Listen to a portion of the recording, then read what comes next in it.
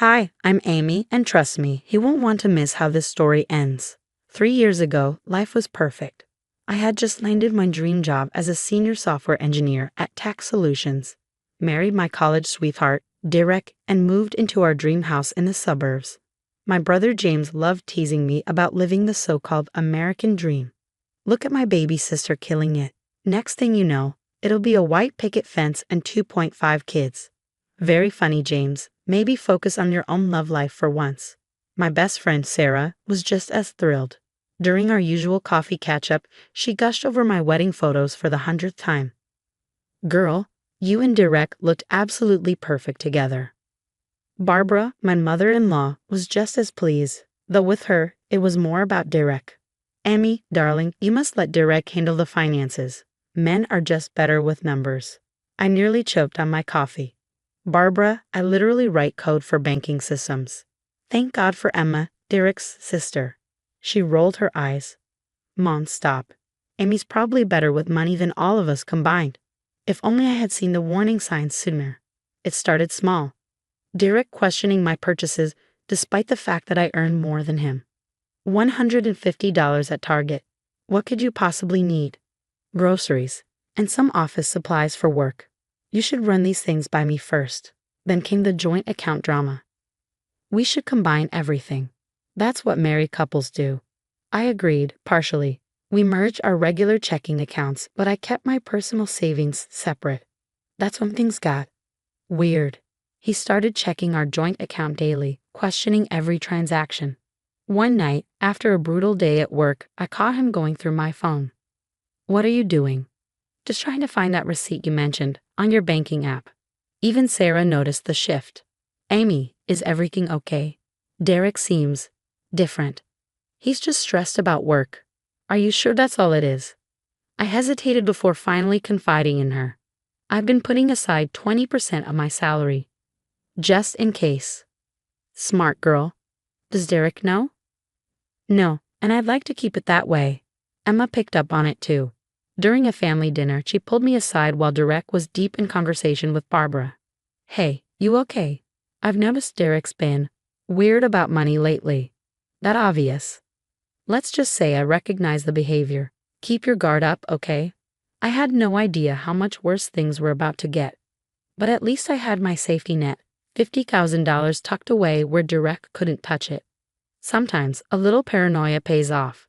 Then came the night that changed everything. A quiet Sunday dinner, lasagna fresh out of the oven. And then Derek dropped the bomb. We need to talk about combining all our accounts. We already discussed this. My savings stay separate. Come on, Amy. Don't you trust me? I'm your husband. This isn't about trust. It's about independence. His fist hit the table, making the silverware clatter. Independence? We're married. There's no such thing as separate money. Lower your voice. What's really going on here? His eyes darkened. I need access to that account. Now. Something in his voice sent a chill down my spine. Why, Derek? What's so urgent? My savings. That's when he confessed. I owe some people money, important people. My stomach dropped. What people? How much? He hesitated. About 70,000. The air left my lungs. Gambling. Just give me your savings. I can win it back. I stared at him. You're insane if you think. I never finished the sentence. The plate flew past my head, shattering against the wall. A sharp sting. Warmth trickled down my cheek. I stood frozen. Blood dripped onto my shirt. Derek's eyes widened. Look what you made me do. If you just cooperate. I bolted. Straight to the bathroom. Locked the door with shaking hands and dialed Sarah. I need help. Can you come get me? Amy? What happened? Are you okay? He threw a plate at me. I'm bleeding. Her voice turned sharp. Take pictures. Document everything. I'm on my way. But before Sarah arrived, someone else did. Barbara. Derek must have called her. She banged on the door. Amy, open this door. Stop being dramatic. Dramatic? He could have killed me. If you weren't so selfish with your money, this wouldn't have happened. Emma's voice cut through. Mom, stop. Amy, it's me and Sarah. Please open up. I cracked the door just enough for Sarah to slip inside. She didn't hesitate. Her phone was out, snapping pictures of my face. Emma whispered urgently. Listen to me. His ex-wife, Jenny, she didn't leave him for another man like he claimed. He drained her accounts, destroyed her credit. She had to move back in with her parents. I swallowed hard. Sarah helped me clean up while I called James. What do you mean he threw a plate at you? I'll kill him. No, James. I need somewhere to stay. Pack a bag. I'm coming to get you. Sarah glanced at me. He's still out there. Emma and I will handle Derek. You slip out through the bathroom window. James can pick you up at the corner. From the kitchen, Derek and Barbara's voices grew louder. She's overreacting. I didn't mean to. Shut up, Derek. You're lucky if she doesn't press charges. I reached under the sink, grabbing the emergency bag Sarah had insisted I packed months ago. Passport, cash, essentials. My hands trembled as I unlatched the window. Your sister always was a gold digger, Barbara spat at Emma. Our brother-in-law is an abusive gambling addict, and you're defending him. Their voices faded as I climbed out. James was waiting, engine running. Get in, you're staying with me until this is sorted out. As we pulled away, my phone vibrated nonstop. Derek. Baby, I'm sorry. Please come back. We can work this out. I turned off my phone. There was no going back. At James's house, my hands shook as I logged into our bank accounts. No. That's impossible. James peered over my shoulder. What's wrong? He cleaned out everything. Our joint savings, checking, even our vacation fund. Almost 40 grand. Gone. James grabbed his phone. I'm calling the police. 2 officers arrived within the hour. Officer Martinez took photos of my face while Officer Chen asked questions. When exactly did the incident occur? Around 6. I have photos, time-stamped. Then Sarah and Emma arrived, bringing something else with them. Emma pulled out her phone. I've been documenting Derek's behavior for months. Screenshots, weird messages, recordings of him yelling about money. And look at this. Jenny sent me everything. Bank statements, credit reports, all showing the same pattern of financial abuse. Sarah turned to the officers. Can we submit these as evidence? Officer Chen nodded. Absolutely. This helps establish a pattern. Then my phone buzzed. Barbara. How dare you humiliate my son like this? He provides everything for you, you ungrateful little. Emma scoffed. Mom's telling everyone you're a money-hungry liar trying to ruin Derek's life. She's even calling your job. What? My stomach twisted. Sarah didn't hesitate. I'm calling Mark from HR. 20 minutes later, Mark confirmed new security measures. Derek won't get near you at work. His photo is already distributed to security. You take all the paid leave you need. Work remotely. We've got your back. Officer Martinez returned with paperwork. Here's your temporary restraining order. He can't come within 500 feet of you or your workplace. What about the money he stole? Document everything for your divorce lawyer. Sarah smirked. Already handled. My cousin Anna is the best divorce attorney in the state. She's meeting us tomorrow. Then another text from Derek. You're really getting the cops involved. After everything I've done for you, you're nothing without me. Emma's phone pinged. Jenny says he did the same thing to her. First the control, then the violence. She's willing to testify. James paced, furious. He's been sending me threats too. Says he'll find you no matter what. Officer Chen nodded. Save everything. Each threat strengthens your case. Sarah wrapped an arm around me. We're not letting him get away with this. Officer Martinez spoke. The hearing for a permanent restraining order is next week.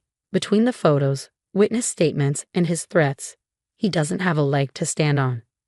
Then Emma's phone pinged again. Great. Mom's telling the whole family you're having a mental breakdown and Derek's the real victim. Sarah rolled her eyes. Let her talk. We have actual evidence. I caught my bruised reflection in the window. 3 years of marriage, ending like this. But as I looked at the people rallying around me, I realized something. I wasn't alone. And Derek? He had no idea what was coming. I was finally settling into my new routine at James's house when, bang, bang, bang. The pounding at the door jolted me awake. 2 a.m. Amy, I know you're in there. Just give me 5 minutes. James grabbed his phone. I'm calling 911. You're ruining everything. Derek's voice was raw, desperate. All I need is the money to fix this. Headlights flooded the driveway. Sarah's car. She had been staying over that week. She stepped out, voice sharp. Step away from the door, Derek. Cops are already on their way. Derek spun toward her, rage twisting his face. You turned my wife against me, you meddling. Then, sirens. 2 patrol cars screeched to a halt. Hands where we can see them. They cuffed him just as Barbara's car screeched to a stop. What are you doing to my son? She shrieked, stumbling out. Amy, stop this madness. Officer Chen stepped between us. Ma'am, step back. Your son violated a restraining order. Derek thrashed as they loaded him into the squad car. Amy, you can't do this to me. But I already had. The courthouse. The next morning, Anna laid out our case with ruthless efficiency: assault, harassment, financial abuse, violating a court order. He's looking at serious time. Barbara cornered me outside the courtroom, her voice low and urgent. He's your husband, Amy. You can't do this to him. I met her gaze. Like he did to Jenny. Her lips thinned. That was different. Emma stepped between us. Save it, Mom. I'm testifying against him today. Inside, Emma's words cut like knives. He bragged about bankrupting Jenny, said any woman who wouldn't share her money didn't deserve to keep it. Derek's face turned purple. You're my sister. How could you? Emma didn't even blink. You threw a plate at her head. How could you? The judge wasn't impressed by Derek's tantrum. Mr. Thompson, control yourself or I'll have you removed. By afternoon, the verdict was in. Derek got 18 months for assault and violating the restraining order. His company fired him the same day. Turns out, they had a zero-tolerance policy for domestic violence convictions. Outside the courthouse, Barbara made one last attempt. He's getting help. Anger management, gambling addiction therapy. Just talk to him. I smiled coldly. Like Jenny talked to him. No thanks. 3 months later, the divorce was finalized. Anna shredded his pathetic attempts to claim my savings, the separate account, never marital property, and with the documented abuse, I got everything. The house, my full savings, half of what he stole from our joint accounts. Sarah hosted a freedom party at her place. James, Emma, even Jenny came. Sarah lifted her glass to Amy, who saved herself and got justice. Jenny hugged me tight. Thank you for doing what I couldn't. You survived him. That's what matters. Emma glanced at her phone and laughed. Mom's posting Bible quotes about forgiveness again. James smirked. How's Derek enjoying prison? His cellmate doesn't appreciate his temper tantrums as much as Mom did. Laughter filled the room, warm and unshakable. I looked around at the people who stood by me. My brother, who gave me shelter. My best friend, who never doubted me. My sister-in-law, who chose truth over family loyalty. Jenny, whose warning helped save me. I couldn't have done this without you all. Sarah refilled our glasses to freedom, justice, and keeping our own damn money. As we toasted, I felt something I hadn't in years. Peace. Derek thought he'd break me, but all he did was make me stronger. And my savings? Still growing, still mine, and now completely untouchable. Because sometimes the best revenge isn't revenge at all. It's living well. With a restraining order and a great support system. What would you do? If you discovered your spouse was tracking your finances and hiding a gambling addiction, how would you handle it? Was Amy right to keep her savings account secret from the beginning, or should married couples always have complete financial transparency? Let's talk in the comments. I'd love to hear your thoughts. And if this story resonated with you, don't forget to like, subscribe, and hit the notification bell to hear more real stories about overcoming toxic relationships.